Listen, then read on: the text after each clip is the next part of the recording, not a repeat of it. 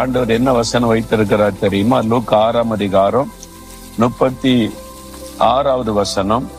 உங்கள் பிதா இரக்கமுள்ளவராய் இருக்கிறதை போல நீங்களும் இரக்கமுள்ளவர்களாய் இருங்கள். ஆண்டவர் சொல்றார், என் பிள்ளைகளே இரக்கமுள்ளவர்களாய் இருங்க. இரக்க சுபாவம் நமக்குள்ள இருக்கணும். சிலர் பாருங்க, கடின இருதயமா இருப்பாங்க. சொந்த வீட்டாருக்கே இரக்கம் காட்ட மாட்டாங்க.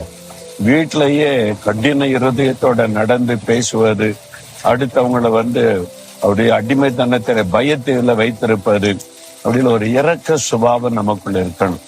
அதே மாதிரி வெளியில போகும்போது தர்மம் எடுக்கிற மக்களை பார்ப்போம், கஷ்டப்படுகிற மக்களை பார்ப்போம். அவங்களுக்கு இறங்கி நம்ம உதவி செய்யணும்.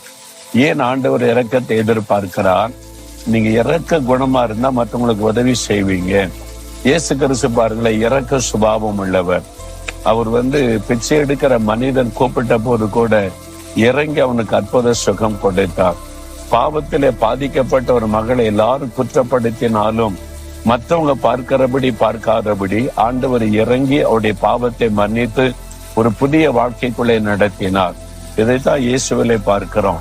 நாமும் யாரையும் அற்பமா நினைத்து விடாதபடி அவங்களுக்கு இறங்கி நம்ம உதவி செய்ய வேண்டும். அதுதான் நம்முடைய சுபாவமா இருக்கணும். என்னால் நம்முடைய பிதா இயேசு கிறிஸ்து அவர் இரக்க குணமுள்ள தேவன்.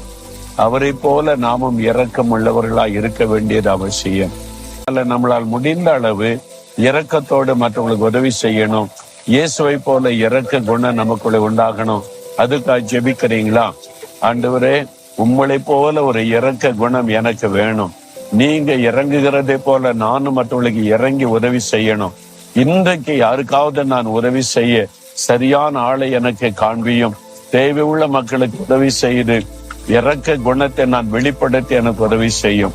இயேசுவின் நாமத்தில் ஜெபிக்கிறோம் பிதாவே. ஆமேன், ஆமேன்.